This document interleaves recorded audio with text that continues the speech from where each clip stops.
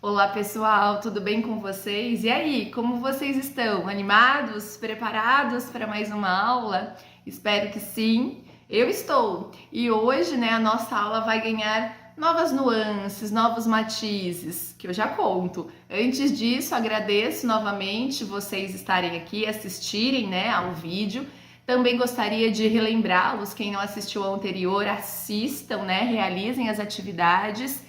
E espero que todos os vídeos possam ter aí suscitado novas leituras, novos questionamentos, ampliado aí o olhar e a percepção de vocês em torno aí do texto literário.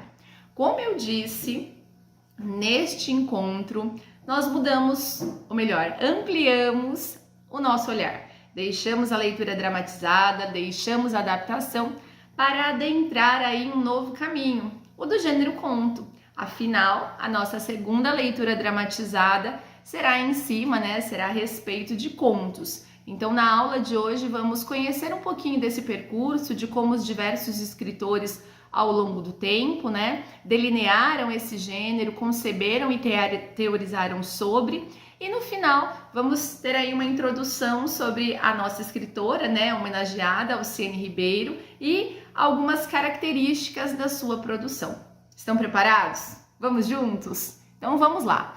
Primeiramente, como eu disse na aula 2, não é uma prescrição, é um recorte teórico que nós fizemos, para que vocês possam aí ser introduzidos no gênero conto e principalmente nas características que o configuram, principalmente as características de alguns dos principais autores, que teorizaram e que traçaram algumas especificidades para este gênero.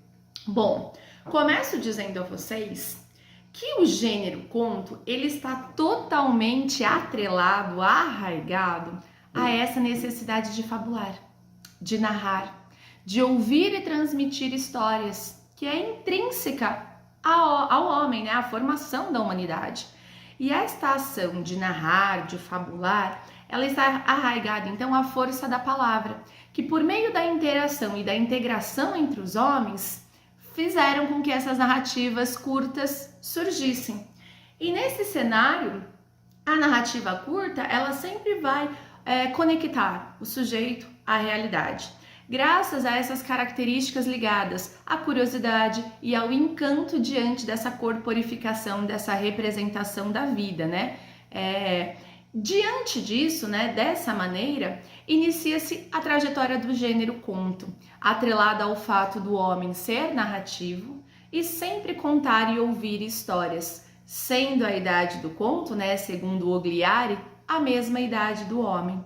E esta necessidade simbólica, ela alcançou característica de gênero literário lá na Idade Média, no Renascimento, ao adquirir forma e configuração no cenário literário, com a disseminação do conto, por vários autores em vários países diferentes. O Cortázar, um dos críticos, que vai trabalhar e discutir essa questão do conto e do gênero, ele nos diz que o conto é o resultado da batalha travada entre o homem e a vida. Sendo assim, o conto é uma síntese viva ao mesmo tempo que é uma vida sintetizada. Algo assim como um tremor de água dentro de um cristal, uma fugacidade numa permanência. E aí o autor complementa dizendo que nesse sentido, a função do conto é de nascer ponte. Por que nascer ponte? Porque é dar o salto que projeta essa significação inicial, descoberta pelo autor, a esse extremo mais passivo e menos vigilante e até às vezes indiferente, que é o leitor.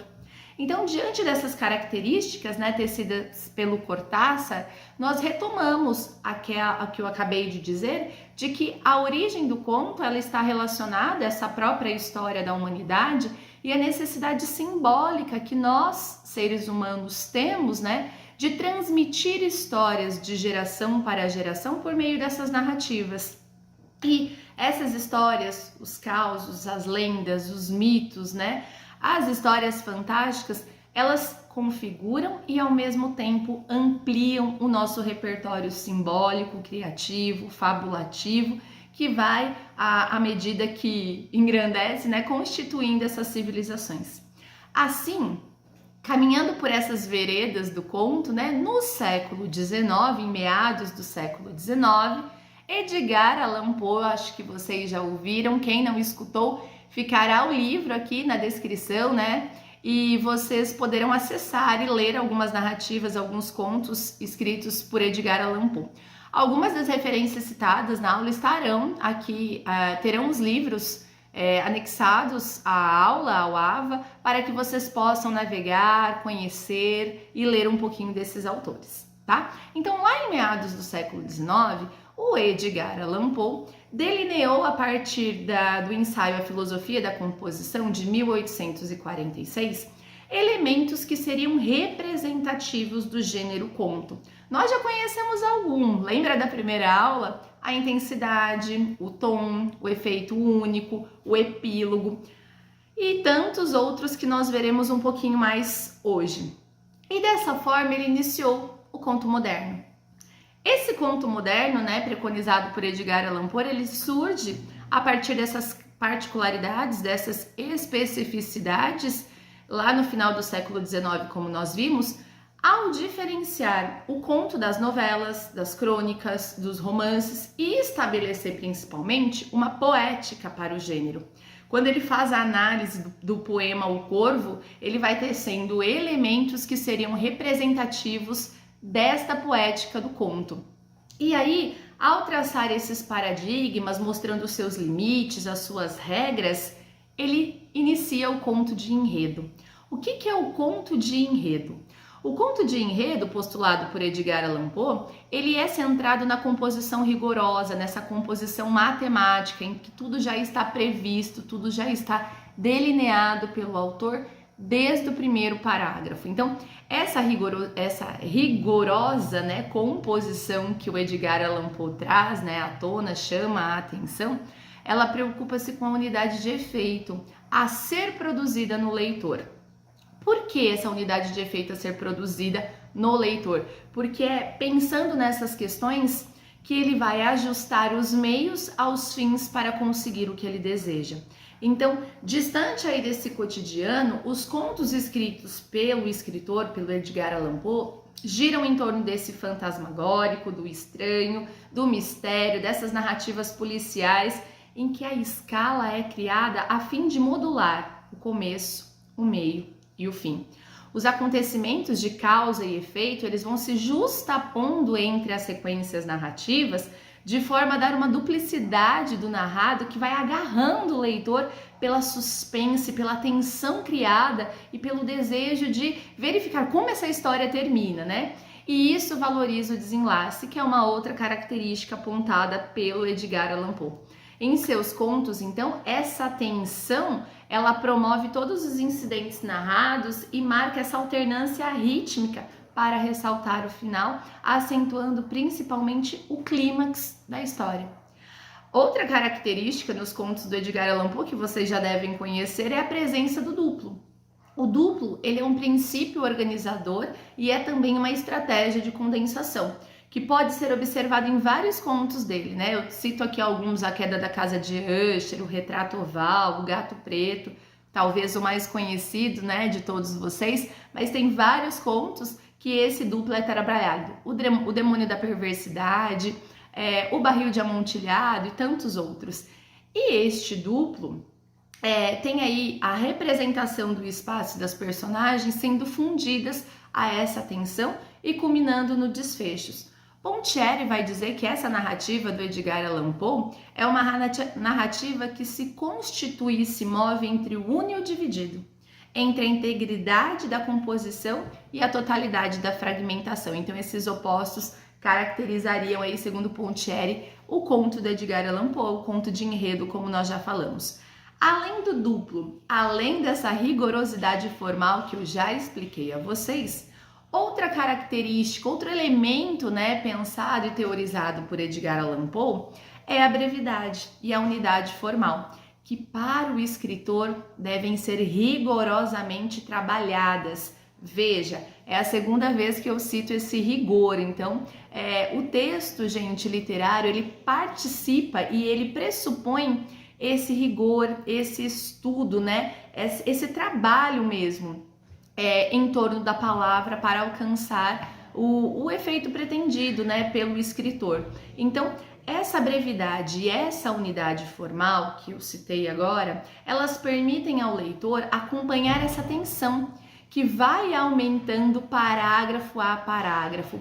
Leia, por exemplo, Barril de Amontilhado. Nós vamos vendo que a cada parágrafo a tensão aumenta, né? E institui e desperta no leitor essa tensão, essa curiosidade em saber qual é o desfecho. E detalhe, o desfecho já vem anunciado lá no primeiro parágrafo. Olha a engenhosidade desse escritor, né? Bom, pensando nessa rigorosidade, nessa brevidade, nessa unidade formal, tudo está a serviço do fim. Todos esses elementos são pensados, são planejados para que o desfecho, né, para que o fim tenha o efeito desejado, tenha o efeito pretendido.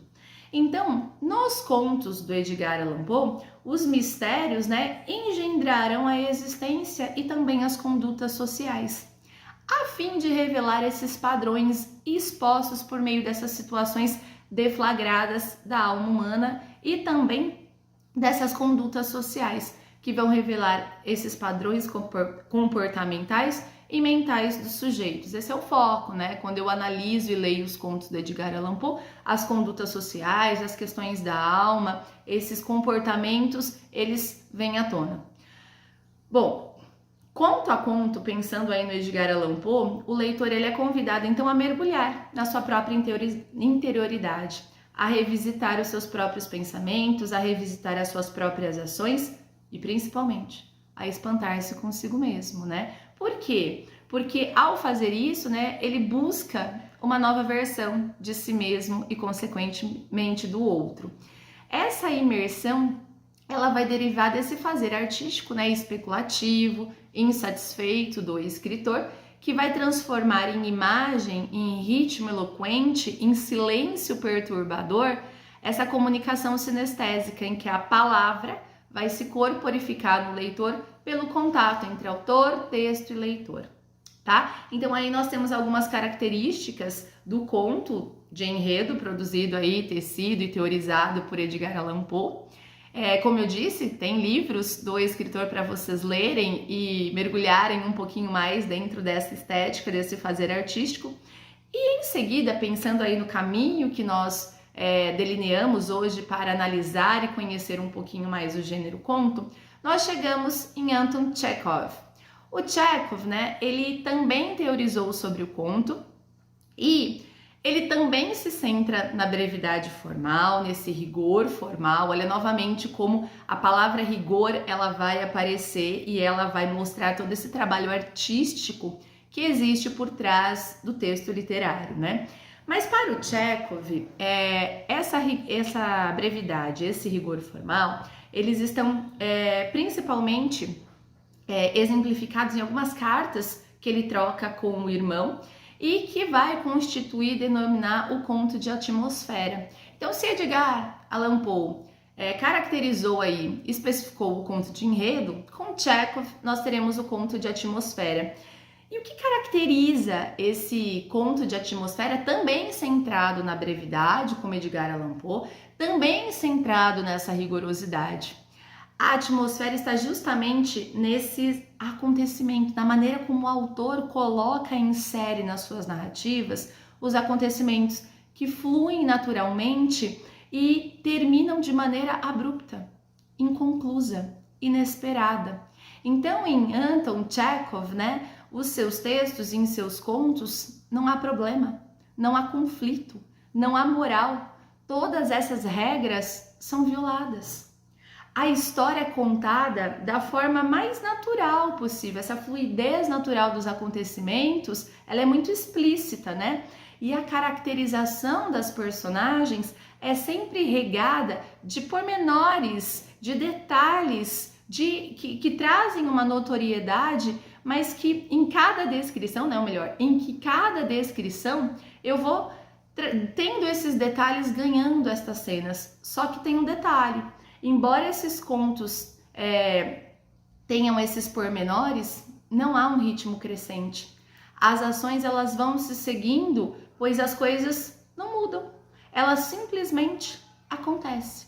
Então a fluidez desses acontecimentos e esse final, né, inesperado, inconcluso, é o que vai dar característica e principalmente a esse conto de atmosfera produzido por Anton Chekhov, né? Então, dentro desses textos de seus contos, o sublime e o vil, eles não são diferentes. A cosmovisão do autor vai centrar-se na beleza e na comiseração pelo humano.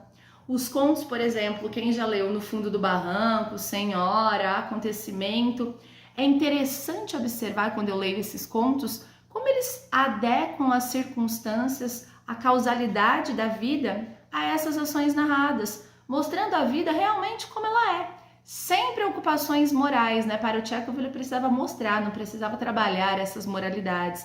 E as emoções, por outro lado, elas não são explosivas, elas não são determinadas, não desencadeiam novas tramas nem novos acontecimentos. Sendo assim, se eu pensar e ler, né, o processo produtivo do Chekhov, nós não temos a fábula como espaço e locus privilegiado, mas sim o acontecimento, a naturalidade, a fluidez desses acontecimentos.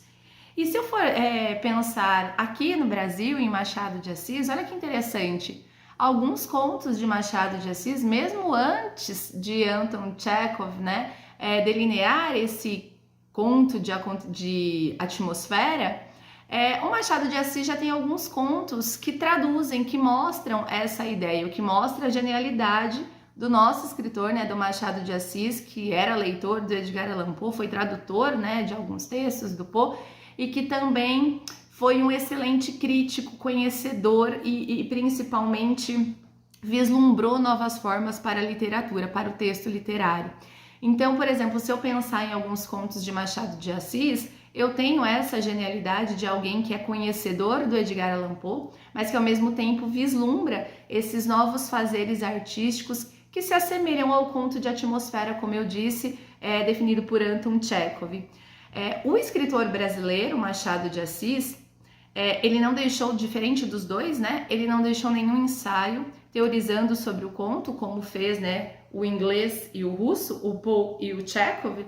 E se nós olharmos as suas publicações, nós temos algumas impressões do escritor sobre o gênero, dentre elas uma que ele diz assim, ó: o conto, para ele, é um gênero difícil, a despeito da sua aparente facilidade.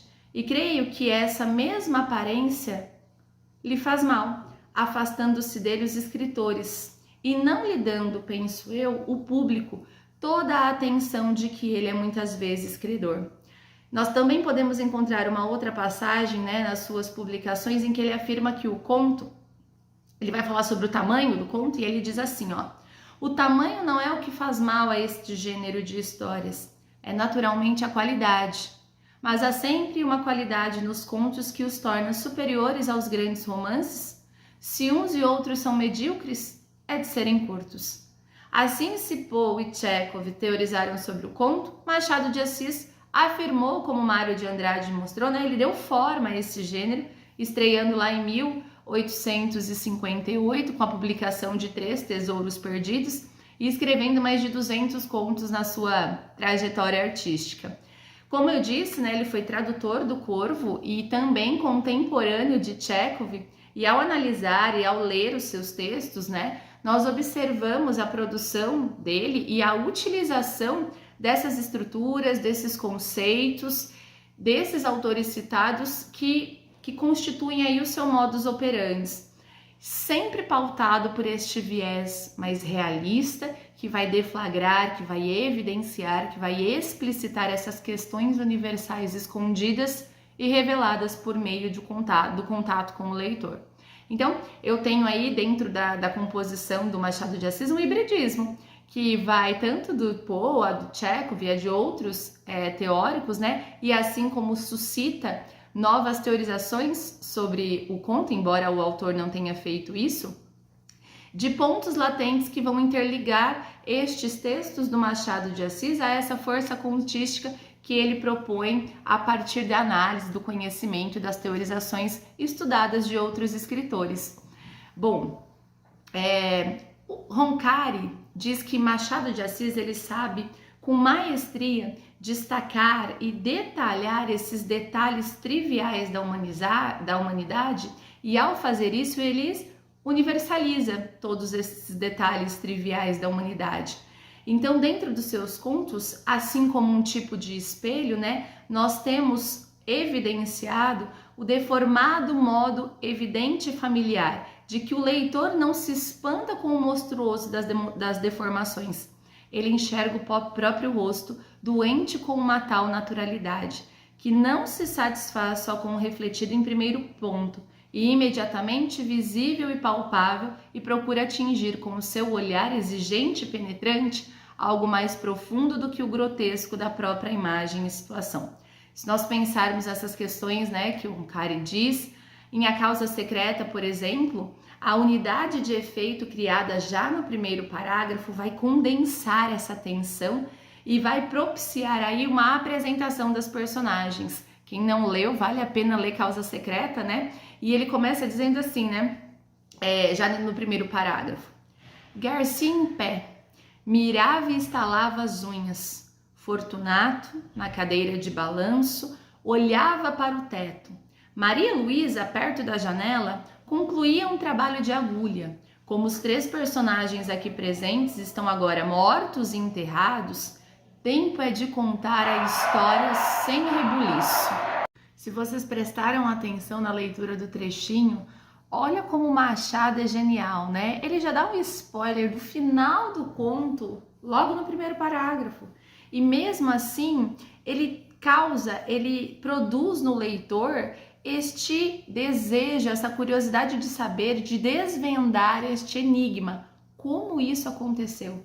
E essa questão de desvendar enigmas e entender aí a verdadeira história também pode ser observada em A Cartomante, outro conto do escritor, em que este enigma de como vai ser, né, desenvolvido o texto também é projetado, também é colocado. Bom, então eu posso dizer que este jogo de revelar, de mostrar, faz com que o epílogo fique sempre presente e atue nessa tensão narrativa. O final sempre está aparente em todos os parágrafos e ele modula essa sequência textual e aumenta essa tensão da narrativa, sequencial da narrativa, criando no leitor a expectativa de desvendar a causa secreta, né? A causa secreta e também o que acontecerá, pensando lá na Cartomante, com esse casal, né? Com esses amantes. E é interessante como ele vai fazendo essa manutenção, como ele vai brincando com o leitor e trazendo o leitor dentro dos seus textos, dentro da estrutura do próprio conto. O Ricardo Piglia, a respeito do Machado de Assis, ele, ao avaliar essa dinâmica estrutural proposta pelo Machado de Assis, ele vai argumentar que não se trata de um sentido oculto que dependa de interpretação. O enigma não é outra coisa senão uma história contada de um modo enigmático. A estratégia do relato é posta a serviço dessa narração cifrada, que desde o início suscita qual será o final. No entanto, prende o leitor pela maneira como aborda, como instiga, como delimita as informações narradas. Aí está a genialidade de saber o que quer e como fará para atingir isso daí. E ao analisar isso, eu tenho um fazer artístico, né? Genial. Essa manutenção dessas lacunas, esse preenchimento desses vazios, vai despertar essa sensação de verdade que está nas mãos do leitor o tempo todo. No entanto, o leitor, torna-se o detetive da história.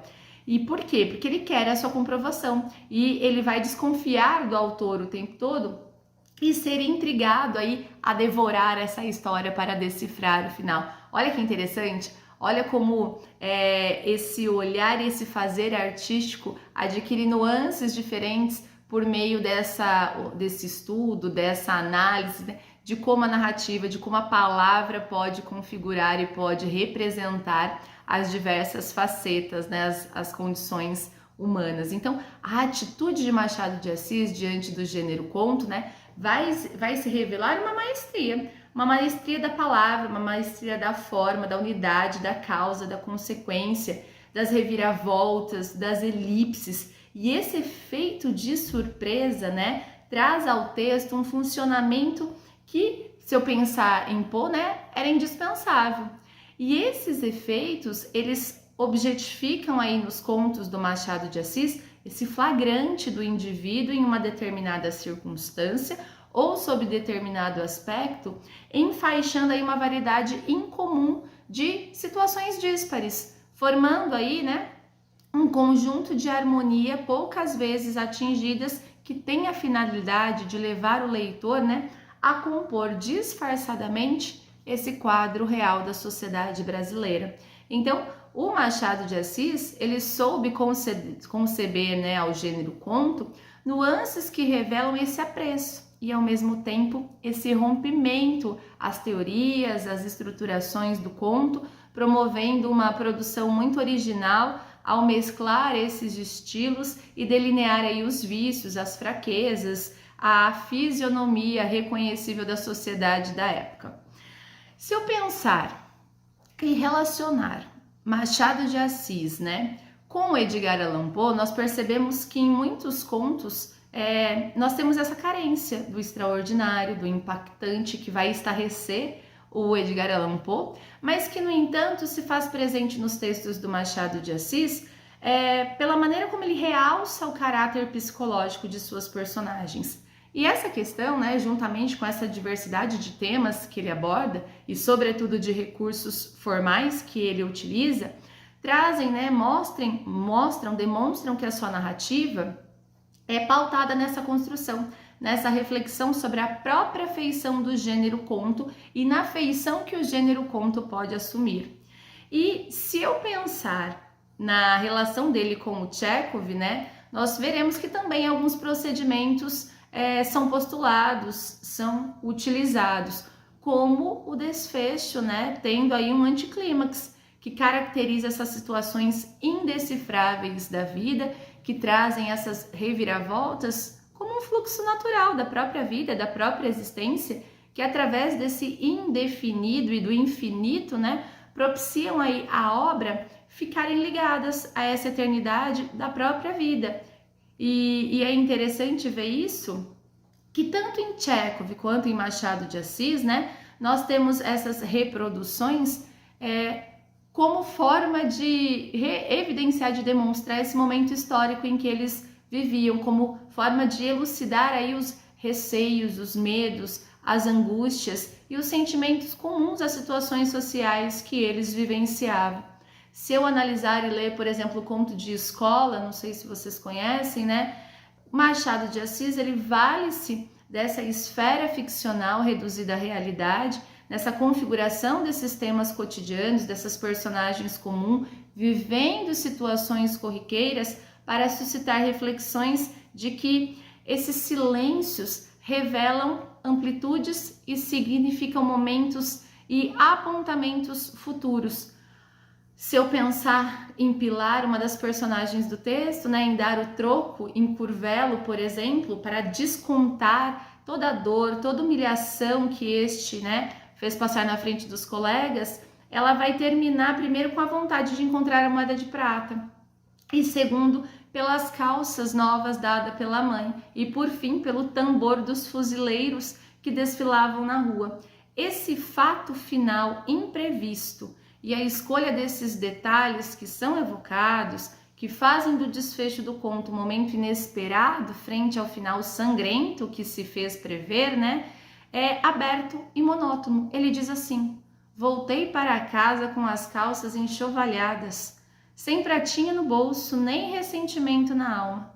E contudo, a pratinha era bonita e foram eles, Raimundo e Curvelo, que me deram o primeiro conhecimento, um da corrupção, outro da delação, mas o diabo do tambor. Se nós olharmos este final, né, o Machado de Assis, ele é o mestre dessas entrelinhas, desse sugestivo, desta dicotomia entre o dito e o não dito, que a Alciene também explora bastante em seus contos, fica aí a dica, né, apresentando essa perspectiva sugestiva, dicotômica entre o visto e o não visto, em várias roupagens em cada um dos seus contos, mesclada, com a ironia, com o ceticismo, com o pessimismo, com o humor, como forma aí de representar toda essa hipocrisia social e utilizando-se para isso de subterfúgios teóricos composicionais bem diversos, como nós já vimos, né? Então, pensando aí no nosso caminho, na nossa trajetória do gênero conto, lá do Poe, do Chekhov e agora em Machado de Assis, nós também podemos pensar nas contribuições que James Joyce trouxe para este gênero, né? O Joyce traz em seus contos, né, personagens que vivem uma experiência, uma epifania por meio desse cotidiano vulgar. E essa epifania se dá sempre nesse diálogo, nessa situação dialógica. Se nós pensarmos nos Mortos, um dos contos de Dublinenses, nós temos aí essa epifania acontecendo reiteradas vezes, mostrando esses limites desses homens e também os limites que nós temos, os limites de si mesmo. Ela é surgida dessas ações vulgares do cotidiano. Quando eu falo ela, eu me refiro à epifania. Ela surge desses momentos vulgares do cotidiano e promove aí um momento dialógico que desencadeia aí nesses personagens um confronto com a realidade. Norton Free vai fazer uma análise, né, do James Joyce e ele diz assim: Joyce parece ter pensado na base da epifania, em seu contexto literário como um evento real posto em contato com a imaginação criativa, mas intocado por ela, de modo que preserva a sensação de algo contido pela imaginação e ainda real em seus próprios termos. A inovação dentro dessa teoria epifânica, né, que James Joyce explicita em seus contos, está totalmente relacionada a essas questões mundanas, que poderiam surgir de qualquer banalidade da vida, de qualquer vulgaridade do cotidiano que nos cerca. E a necessidade da teoria, nós conseguimos perceber todas essas questões nos próprios argumentos do Stephen Dedalus, que vai dizer que essa necessidade da mudança é justificada pelo modo de ver aquilo que está diante dos nossos olhos. Era como se um olhar acostumado a determinado objeto ou determinada presença se tornasse de algum modo esse objeto ou a sua presença invisível. Era preciso, então, como propõe o próprio Stephen Dedalus, que o foco da visão fosse regulado. Eis a função da epifania, né?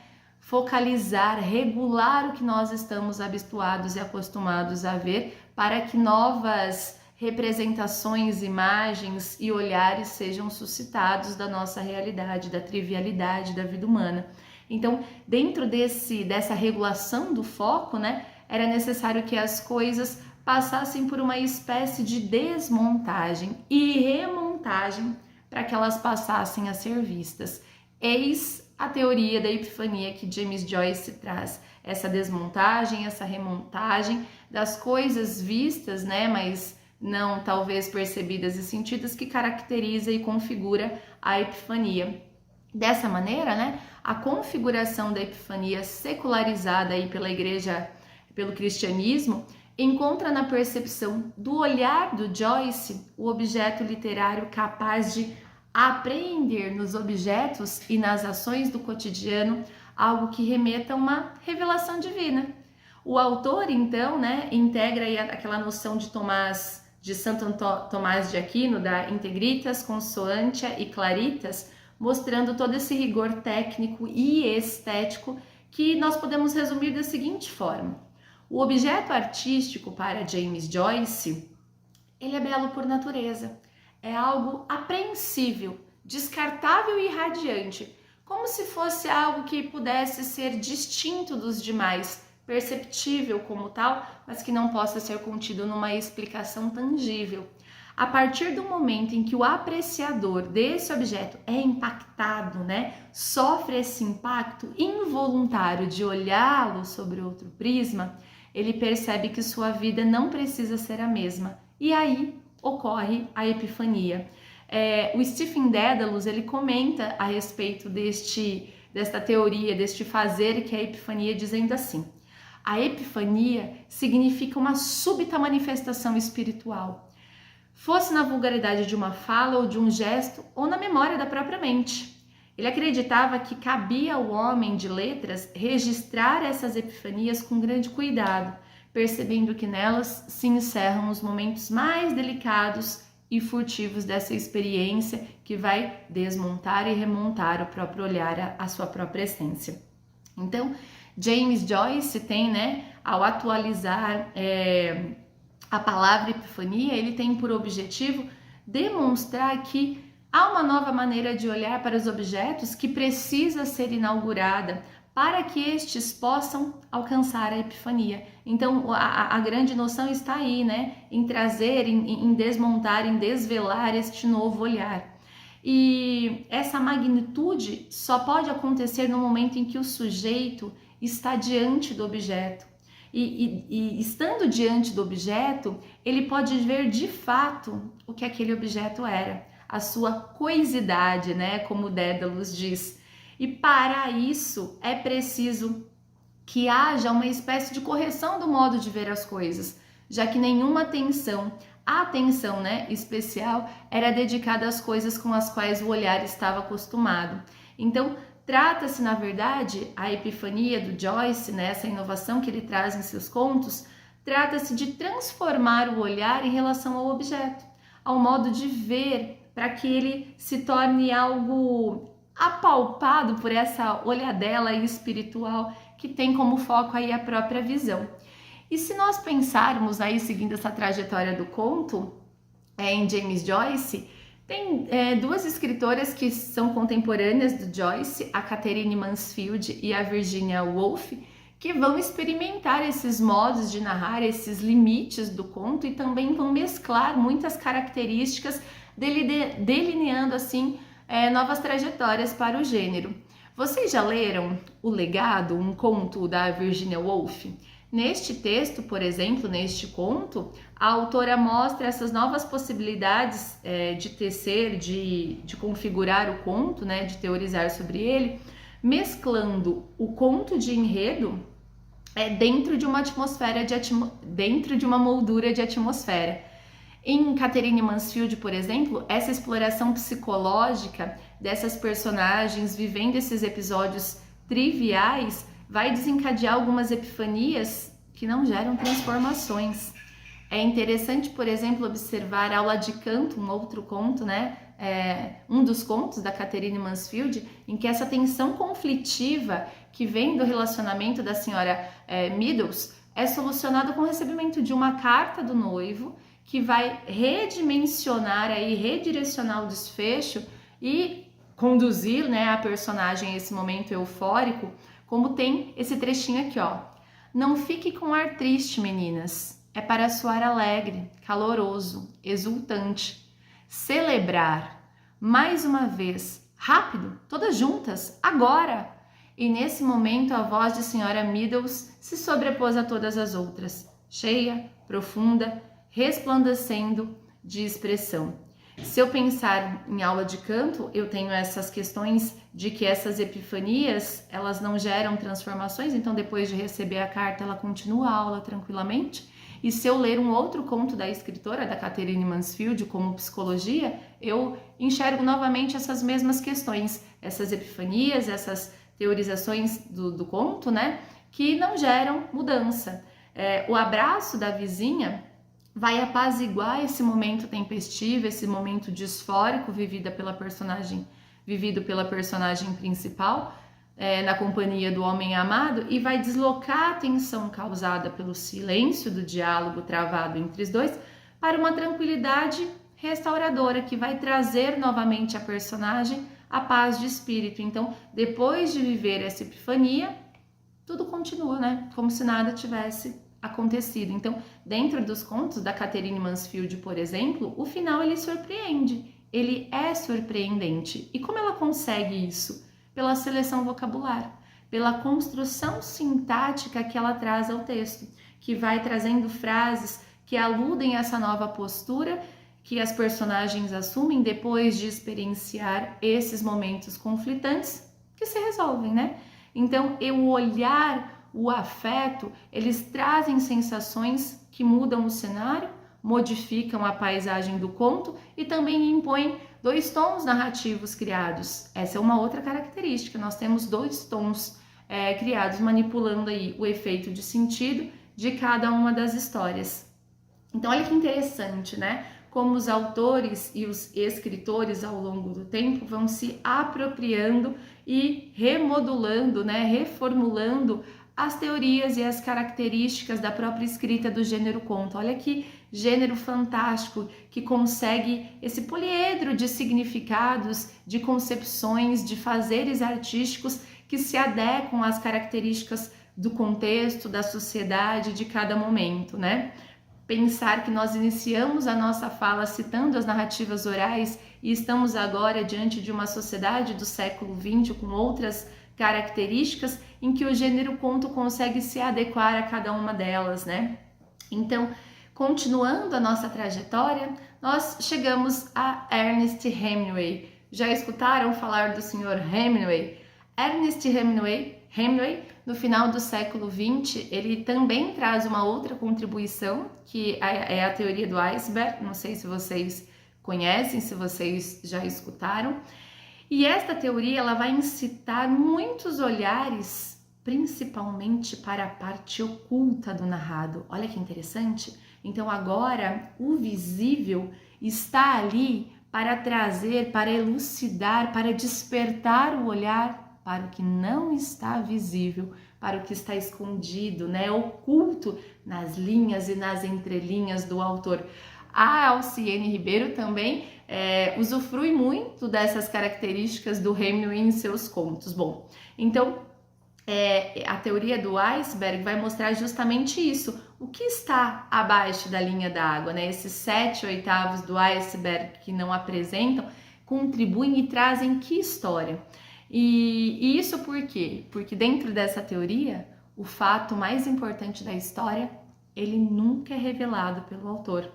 Por quê? Porque o autor é aquele típico, profundo conhecedor do que narra e que seleciona o que o leitor verá, o que o leitor conhecerá.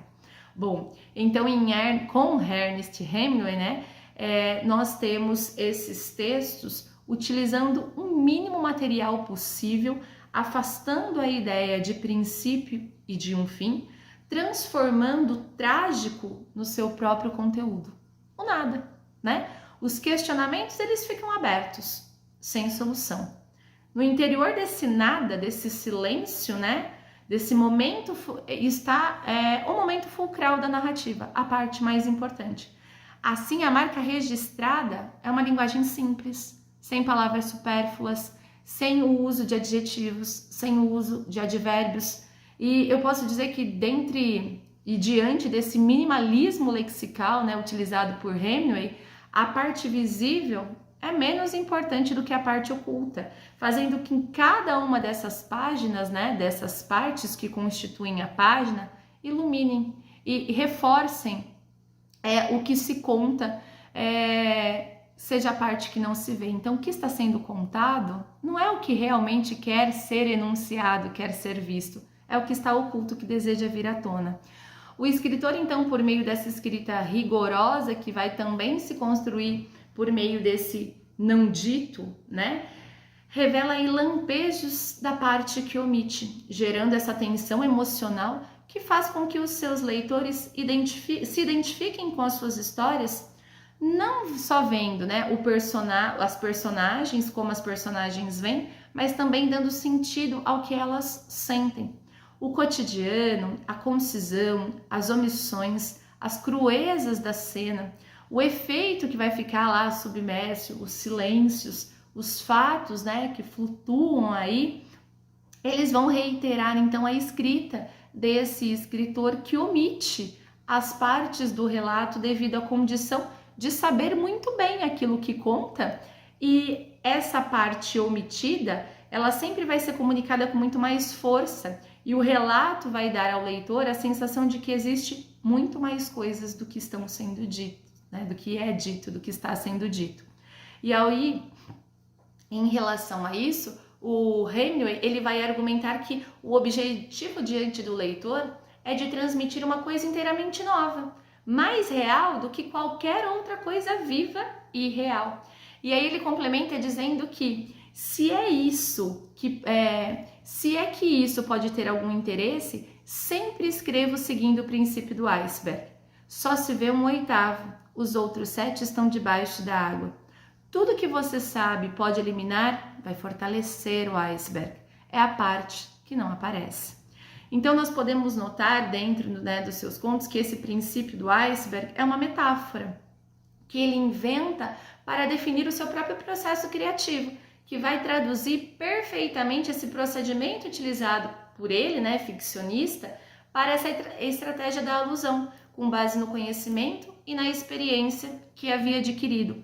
O percurso delineado, né, por ele vai suscitar esse escondido, o que está omitido. E como as linhas de força, né, as análises linguísticas, sintáticas, elas vão contribuir para que o que está omitido ganhe força e venha à tona.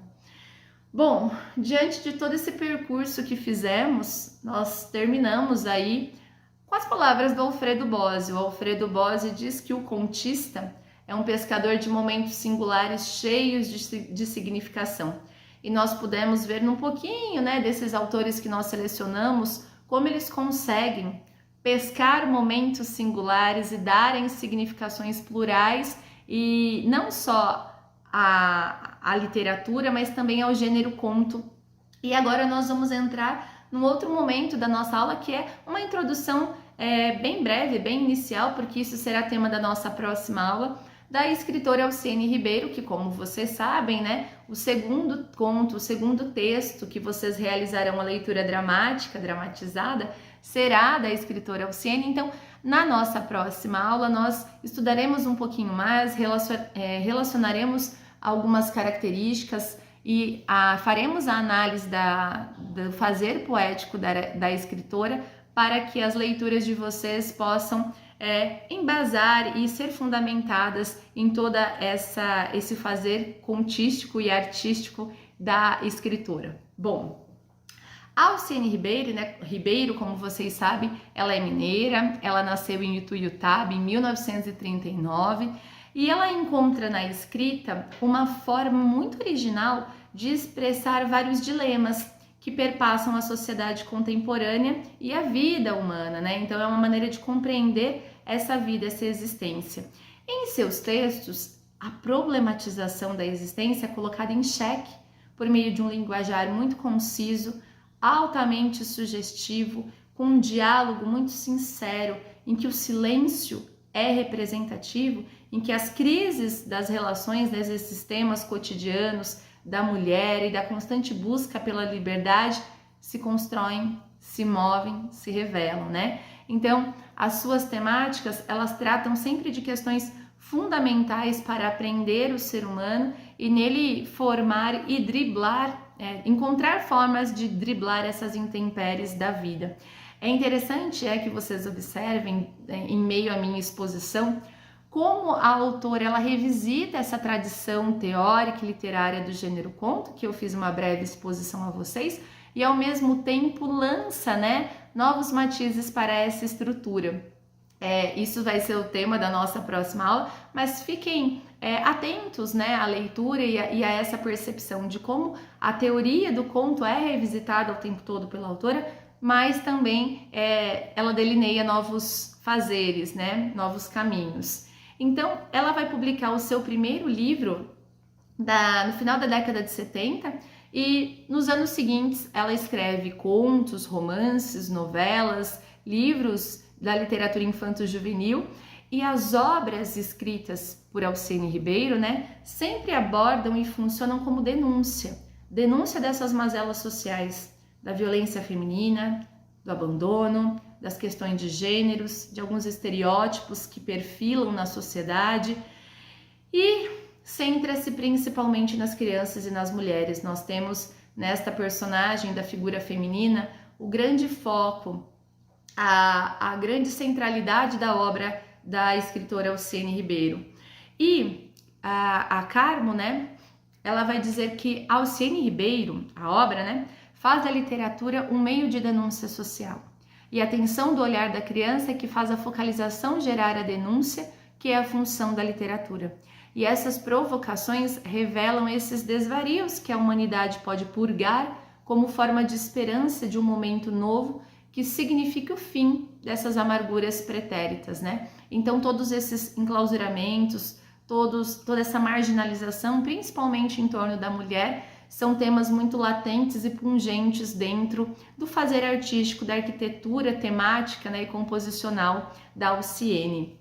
Bom, a Karina Gomes, né, uma pesquisadora que fez uma tese, né, sobre a Alciene Ribeiro, ela argumenta que a diversidade de arquivos encontrados em sua fortuna crítica expõe o universo literário de Alciene, sua importância no circuito literário de Minas Gerais nas décadas de 80 e 90 e a profundidade de sua obra, que tem como temáticas e assuntos a exploração do cotidiano que leva à reflexão, principalmente, como eu disse, né, em relação ao feminino e a condição da mulher na segunda metade do século XIX. Em uma sociedade agrária, patriarcal, provinciana, em transmutação para o mundo urbano, consumista e em plena revolução de costumes, no período, né, que o Brasil vivia. Então, essa temática da mulher, dessas relações, dessa condição da mulher mediante a todos esses fatores que a cerceiam, é um tema muito caro a Alciene Ribeiro. A crítica, né, literária Nelly Novaes Coelhos, em 1989, a respeito do lançamento do livro Nos Beirais da Memória, ela destaca que a Alciene Ribeiro tem um firme domínio da escrita fabuladora, linhagem do genial Rosa, então ela compara a Alciene ao Guimarães Rosa, e ela também menciona que a Alciene tem capacidade de se manter na fronteira entre o imaturo, abrindo os olhos para a vida que já amadurecida pela experiência e pela reflexão. E é interessante que conforme nós vemos, né, e analisamos as obras, nós encontramos essa focalização de denúncia, de crítica, que também é função da literatura, que também é cenário do texto literário. As personagens da Alciene, né, da escritora, elas são sempre explicitadas por esse desajustamento, por essas inconformidades com os padrões comportamentais dos adultos. Um livro infantil muito interessante, né, que foi agora lançado na segunda revisão e edição pela editora Pangeia, Moça Baleia. Todas essas questões da mulher enclausurada, cerceada por esses estereótipos, esses padrões instituídos pela sociedade, colocado em xeque na figura da moça baleia, que encontra uma maneira de lutar pela sua liberdade, de vislumbrar um final diferente para a sua existência. Então, esses enclausuramentos vividos por essas jovens, pelas crianças e por jovens também, se eu pensar em Filho de Pinguço, eles reforçam, né, essa necessidade e essa força criativa que a Alciene traz da palavra como metáfora, para transpor esse discurso e se enveredar e produzir aí novos caminhos tão necessários e tão caros, né, à nossa sociedade, que simbolizam aí um novo modo, uma nova maneira de ver e simbolizar a existência humana. Então, sempre conectada a essas intempéries do tempo presente, a Alciene Ribeiro, ela é possuidora, ela domina esse fazer textual que é impecável. E ela também é muito conhecedora, como eu disse, dessa tradição literária que vai favorecer aí uma pleiade multiforme e multissignificativas nos seus textos, né, nas suas obras, na maneira como ela manipula o dito e o não dito para revelar esses interditos dos discursos sociais que figuram, né, e configuram a nossa sociedade.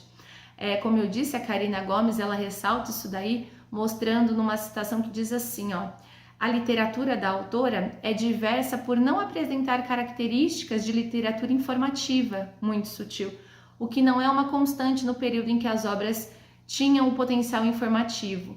Além de possuidoras de uma linguagem mais direta, mais simplificada, de fácil leitura e interpretação por parte do público jovem.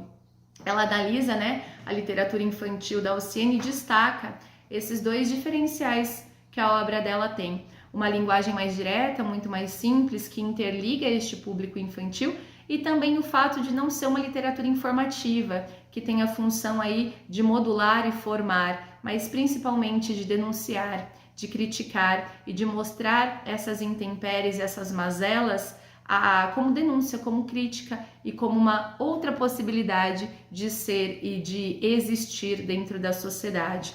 Então, a denúncia que a Alciene representa em suas obras, nós podemos dizer, e trago as palavras, né, de Carmo para isso, são gritos de socorro de uma sociedade oprimida por esses desmandos causados pela infelicidade do ser, para que a sua obra, né, ela tem essa finalidade, esse grito de denúncia para mudar essa história, essas angústias, esses anseios e assim suscitar uma vida mais próspera, mais feliz. Essa proximidade com as agruras da vida, que são tão presentes nas suas narrativas, elas trazem uma identidade como leitor, gerada pelas situações que são descritas, pela maneira como ela tece o seu discurso, pelos matizes que ela traz e que geram aí compreensões do ser e do fazer que coadunam aí uma expressão simbólica e existencial e uma perspectiva social que é exposta a fim de remodular esses padrões. Então, isso é muito importante que vocês saibam, né? Esse interdito que ela traz refigura aí e configura esse novo olhar sobre essas mazelas como forma de denúncia e de crítica. A literatura produzida por ela, então, tem sempre esse objetivo, né, de trazer e de apontar essas condições opressoras que a sociedade, que o homem vive e que podem ser de ordem moral ou material e que são claves para esse escudo, né, que mostram esses oprimidos e defendem essa posição de ataque também, de mudança, né, de questionamento de todas essas questões. Dentro das obras, dos textos da escritora Alciene Ribeiro, a ampliação dessas possibilidades significativas do narrar, ao alinhavar esse aparente discurso, né, ao nível submerso, com todas essas estratégias narrativas que ela utiliza e reutiliza da tradição literária que ela muito bem conhece, mostram essa profundeza que vai trazer aí esse movimento cíclico de expor as amarguras e modificar a fim de suscitar aí novas representações. Então, essas estratégias narrativas utilizadas pela autora diante desse rigor artístico literário, olha novamente a palavra rigor aparecendo, né?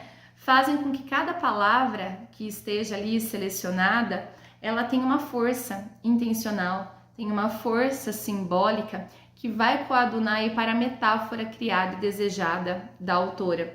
Os detalhes nas suas obras, eles são imprescindíveis porque eles geram essa verossimilhança e são a ponte de intersecção entre essas histórias narradas e também suscitam essas ampliações das expectativas do leitor. Os seus diálogos, eles são densos, eles são concisos e eles descortinam aí o olhar para o hoje. Em alguns contos, por exemplo, os do livro Brasil 2020, eles funcionam como um roteiro cinematográfico, uma peça teatral, uma manchete jornalística que vai esbugalhar a crueza, a corrupção, a questão dos enclausuramentos sociais como um flagrante desse desrespeito à humanidade, dessa patologia crônica pelo poder, que trazem aí, por sua vez, essa perplexidade do ontem que se faz no hoje, né? Então, essas situações versas e reversas como momentos cíclicos que sempre são reiterados e nunca vencidos. Então, é importante pensar que esse labor artístico, né, da Alciene acentua esse caráter dinâmico, inovador, contemporâneo no conto, que diz respeito a essas constantes que marcam as inovações da teoria que o definem e que expõem essas novas leis, né, do gênero conto. Então, desse modo, a Alciene Ribeiro ela vai se dispor, como eu falei, da tradição moderna do conto para compor as suas obras, amalgamando essas teorias dos grandes escritores que representam, né, e teorizaram sobre o conto, ao mesmo tempo em que ela cria suas próprias mudanças, como eu falei, dessas linguagens cinematográficas, dessas manchetes jornalísticas, de como ela vai trazendo esses fatos cotidianos dentro do seu texto, de como ela insere esse discurso opressor dentro das caracterizações das personagens, para revelar aí uma contística muito arraigada ao tempo presente, que luta e almeja aí essa denúncia, essa crítica à sociedade e essa crítica social, a ponto aí de interrogar esse mundo e principalmente interrogar esse território da literatura, esse território contestado que precisa ser mais conhecido, mais desperto. Então, isso só foi um spoiler de algumas características da escritora, que na próxima aula será o nosso tema principal, nosso tema focal, em que nós estudaremos um pouquinho mais do seu fazer artístico, analisando alguns textos, analisando alguns contos, para que vocês possam aí fazer a leitura dramatizada, ter um olhar diferente para a obra, né? E principalmente para que tudo isso motive a seleção dos contos que vocês farão da escritora.